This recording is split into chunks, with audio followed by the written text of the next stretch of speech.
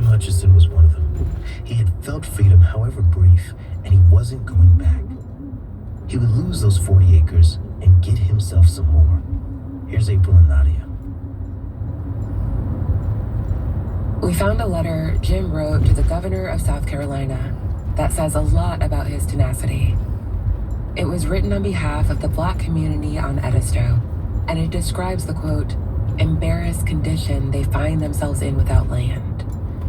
But he knows there is a 900-acre plantation for sale, and he's asking that it be purchased for him and his people, who will then refund the money in due time. He urges the governor to make it happen so his community may, quote, know the right side of justice. The governor rejects him, but Jim doesn't give up. He keeps trying for 10 years until it finally works. By 1876, Jim and 20 other freedmen were able to get nearly 700 acres of land. They bought it together and divided it all up. Jim's piece was about 230 acres.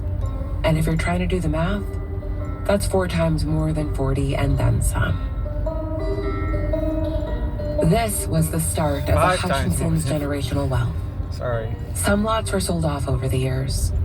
Others were never willed to anyone and are sitting in a sort of legal limbo known as heirs property. But it's not all gone. 6 acres of Jim's land are still in the family. All up in here is Hutchison. Which brings us back to Aunt Patty, Jim's great-great-granddaughter. I know this is sacred land here because it's my ancestors, and I feel it. I feel safe here. I feel like I can do so much. I'm gonna try to do as much as I can with this property before I'm not here anymore.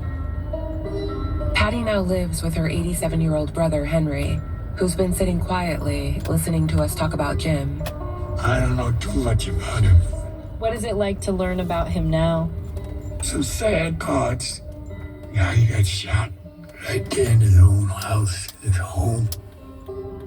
Jim was shot and killed in 1885 during a 4th of July picnic on his family's land. A big group of friends and relatives were gathered there when a white man named Fred Barth showed up. According to news reports, Jim and Barth had clashed in the past, so this wasn't a friendly visit. Jim told him to leave, and the conversation devolved into a fistfight. At his trial, Barth testified that he only drew his revolver to intimidate Jim, and it went off by mistake. But witness testimony says he fired almost immediately.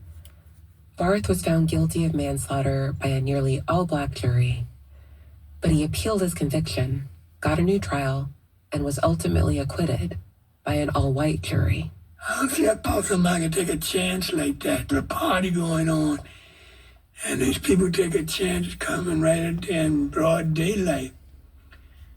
I got a feeling he must be owed something. What do you think? I don't think it was about money. I think it was about that Jim stood so firm on what he believed in. And it was like back there with slavery and everything. It was just getting over it. It was about how dare you think you can do this? How dare you, walk around all proudly, So I think it was about that.